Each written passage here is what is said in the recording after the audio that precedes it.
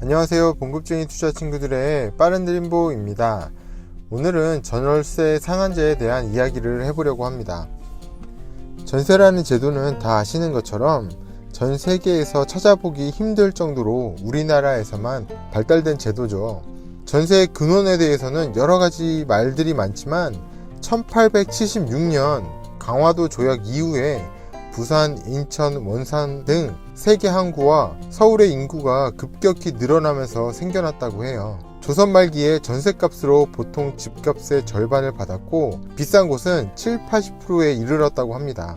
전세라는 제도가 수십 년 된 게 아니라 100년이 넘은 제도라는 것이죠. 그리고 현재만 비싼 것이 아니었고 과거에도 전세 가격은 비쌌던 것 같아요. 광복 이후에 산업화 과정에서 도시의 주택난이 심화되면서 전세제도가 우리나라에 완전히 자리를 잡게 되었습니다. 전세라는 제도는 우리나라 금융시장이 제대로 발전하기 이전에 집주인과 세입자가 서로 이득이라는 생각에 따라 급속도로 자리를 잡게 되었어요.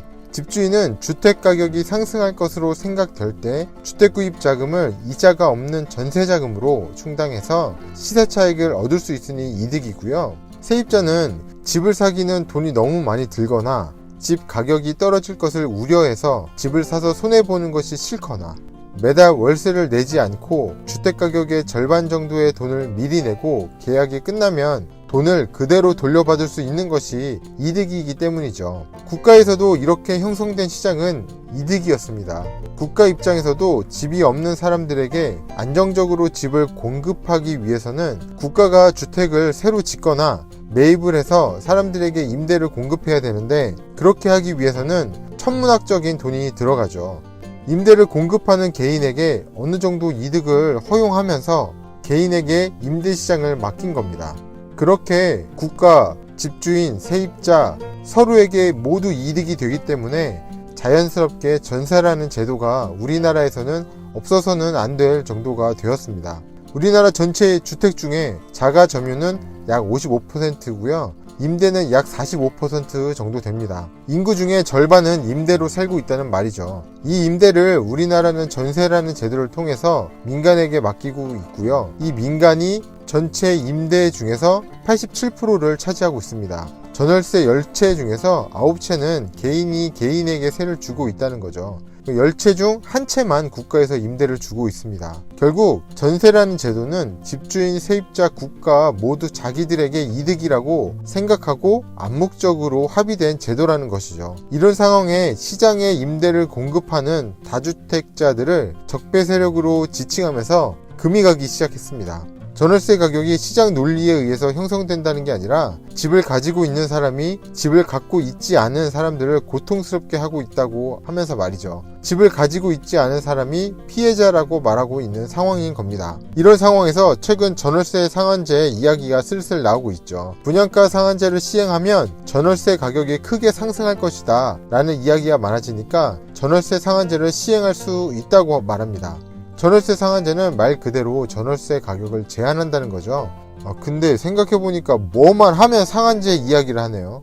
그런데 전월세 상한제는 분양가 상한제와는 다르게 가격을 정해주겠다는 게 아니고 전월세 가격의 상승률을 제한하겠다는 정책입니다. 현재도 임대차 계약 시 연 5% 상승률 제한이 있어요. 그런데 이건 계약 내에서 연 5% 이하로 인상을 할 수 있다는 것이고 계약 기간이 끝나고 나면 적용되지가 않아요. 그러다 보니까 2년마다 계약을 하는 현재의 전세 시스템에서는 2년마다 큰 폭의 전세 가격이 상승한다고 보는 겁니다. 그래서 2011년도에 현재 여당에서 전월세 상한제라는 정책을 꺼내게 되었습니다. 그런데 현재까지도 지지부진한 상태이죠. 조금 이슈화가 되면 이야기가 나오다가 진행이 안 되는 상황이 반복되고 있습니다. 그도 그럴 것이 지금은 전세가가 별로 오르지 않는 상태이고 오히려 역전세가 나는 그런 상황이기 때문입니다. 이 전월세 상한제는 기본 정책은 이전 계약된 전세가 대비 5% 상승을 제한하는 겁니다. 전세는 2년마다 계약하니까 2년 내에 5% 제한이 걸리는 거죠. 그래서 사실상 연 2.5% 상승만 가능하게 됩니다. 전월세 상한제에 세트로 붙어 다니는 정책이 계약갱신 청구권입니다. 임차인 보호라는 명분을 가지고 임차인에게 1회에 한해서 재계약을 할 수 있는 권리를 주자는 거예요. 임차인이 같은 집에 살고 싶으면 2년이 아니라 2년 더, 총 4년까지 살 수 있게 해주는 거죠. 이게 기본 정책이고 여기에도 여러 개정안들이 있는데 상승 5%가 아니라 2.5%로 하자. 계약갱신을 1회가 아니라 2회까지 주자. 전세 계약 기간을 2년이 아니라 3년으로 하자. 전월세 상한제 이것을 특정 지역에만 적용되게끔 하자 등등 여러가지 개정안들이 올라와 있는 상태입니다. 그런데 분양가 상한제의 부작용으로 전월세 폭등에 대한 논란이 나오니까 정부와 여당에서는 전월세 상한제에 대한 카드를 다시 슬슬 꺼내려는 것 같아요. 그런데 전월세 상한제와 계약갱신 청구권이 시행이 되면 정말 전월세 가격이 안정화가 될까요?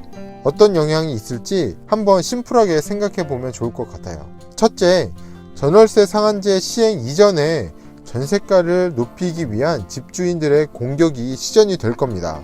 한번 잘못 전세가를 낮춰서 계약을 하면 고생을 할 수도 있으니까요. 물론 현금이 별로 없어서 바로 전세를 맞출 수 없는 집주인들은 대응할 수 있는 게 별로 없겠지만 대출을 받을 수 있는 집주인이나 현금을 보유하고 있는 집주인들 위주로 이런 움직임이 일어나게 될 거예요. 이런 사람들은 집이 비워지는 한이 있더라도 전세가가 올라갈 때까지 버틸 겁니다. 그러면 시행 이전에 전월세 가격은 상승하게 되겠죠. 아주 크게요.